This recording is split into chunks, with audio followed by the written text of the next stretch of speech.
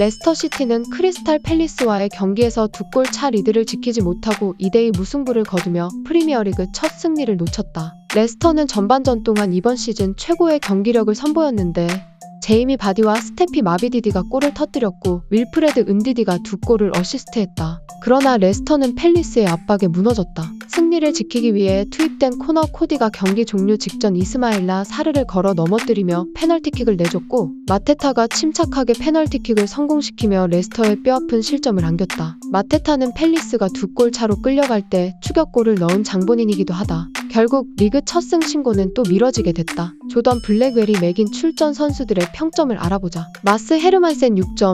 팰리스의 아쉬운 마무리 능력과 레스터의 개선된 경기력 덕분에 뛰어난 선방을 보여줄 필요가 없었다. 올라오는 크로스를 몇 차례 잡아내며 상대의 압박을 덜어냈다. 제임스 저스틴 6점. 이전과는 다르게 전진하는 풀백 역할을 맡았고 두 번째 골의 기점이 되는 크로스를 올렸다. 수비적으로는 언제 압박을 가해야 하는지 판단하는데 어려움을 겪는 모습을 보였다. 바우트 파스 7점.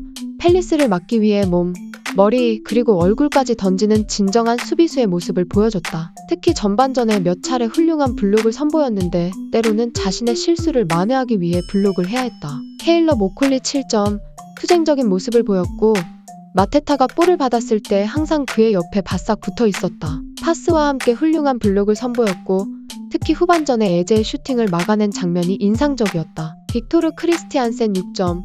후방에 머물러 있는 풀백의 역할에 충실하지 못하고 때때로 공격적으로 전진하는 모습을 보였다. 볼을 잡았을 때는 너무 자주 긴 패스를 시도했고 고립되는 모습이 다시 드러났다. 해리 윙크스 7점. 볼을 잡지 않았을 때는 팰리스 선수들을 압박하며 엄청난 활동량을 보였고 특히 전반전에 좋은 모습을 보였다. 볼을 잡았을 때는 몇몇 깔끔한 원터치 패스를 선보이며 경기를 원활하게 풀어갔지만 이번 시즌 주로 보여줬던 것처럼 경기의 템포를 장악하지는 못했다. 올리버 스키 8점. 정말 훌륭했고 앞으로 팀에 매우 좋은 영입이 될 것 같다. 높은 지역에서의 패스는 영리하고 정교했으며 90분 동안 지치지 않고 뛰어다닐 체력을 가지고 있었기 때문에 경기 전반에 걸쳐 큰 영향을 줄 수 있었다. 조던 아이유 5점. 전반전에 2차례 득점 기회를 놓쳤고 특히 초반 발리슛을 제대로 처리하지 못한 장면이 아쉬웠다. 상대의 반칙을 유도해 프리킥을 쉽게 얻어냈지만 빠르게 지쳐버렸다. 윌프레드 은디디 8점. 빌라전에서 보여줬던 부진한 모습에 비하면 정말 놀라운 경기력을 보여줬다. 그의 첫 터치와 발재간은 훨씬 좋아졌고 날카로운 압박을 가했다. 그는 바디에게 침투 패스를 연결하며 첫 번째 골을 만들어냈고 침착하게 마비디디에게 패스를 연결하며 두 번째 골을 어시스트했다. 스테피 마비디디 7점.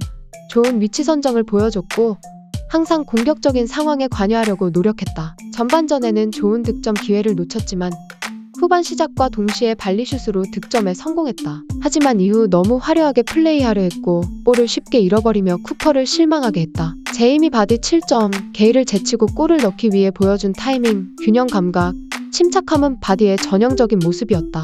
전반전에 마비디디에게 훌륭한 패스를 연결해 주기도 했다. 항상 적극적으로 움직였지만 후반전에는 거의 볼을 터치하지 못했다. 쿠퍼의 경기 후 인터뷰를 들어보자.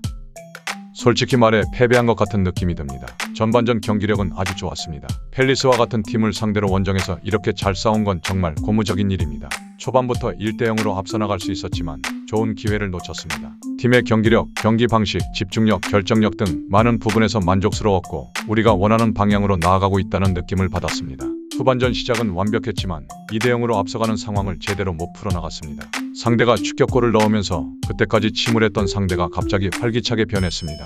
팰리스는 모든 힘을 쏟아부었고 많은 선수를 교체하며 공격적인 선수들을 투입했습니다. 그들은 우리 수비 라인에 6-7명의 선수를 배치했고 우리도 수비 인원을 맞춰서 대응했습니다. 다행히 헤르만센이 엄청난 선방을 보여줘야 할 만큼 위험한 상황은 없었습니다. 우리는 낮은 수비 라인을 유지하며 상대를 잘 막아냈다고 생각합니다. 솔직히 실점할 거라는 느낌은 딱히 들지 않았습니다. 우리 진영에서 주로 경기가 진행됐기에 실점할 가능성이 있기는 했죠. 그래서 파타오를 투입해서 역습 기회를 노렸습니다. 팰리스가 득점 기회를 잡긴 했지만 대부분 위험한 위치는 아니었고 득점하기는 쉽지 않았습니다. 그런 상황에서 페널티킥을 내준 것은 정말 아쉽습니다. 팰리스의 첫 번째 골이 정확히 오프사이드였는지 확인해봤으면 좋겠습니다. 만약 오프사이드였다면 당연히 인정하겠지만 제대로 확인되지 않은 추측만으로 오프사이드 판정을 내릴 수는 없습니다. 코디가 심란해 보였다. 그와 이야기를 나눠봤나? 아직 그와 제대로 이야기해보지 못했습니다. 물론 실망했을 겁니다.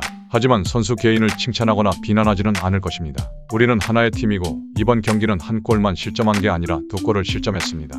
긍정적인 부분을 찾아내서 선수들에게 전달해야 합니다. 실망감 속에서도 배우고 이런 경기에서 승점 1점이 아니라 3점을 얻을 수 있는 동기로 삼아야 합니다. 상대 공격을 막기 위해 공격수를 더 투입하는 방법을 고려해 보았나?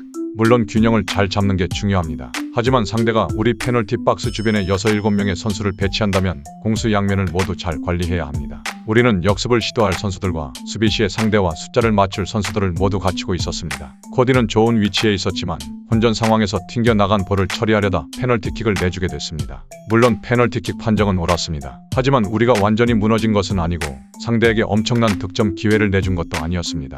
리드를 지키기 위해 좀 더 깊게 내려앉는 것은 자연스럽게 나올 수 있는 일입니다. 결국 실점했기에 이렇게 말하기 어렵지만 사실 우리는 그 상황을 잘 막아내고 있었다고 생각합니다.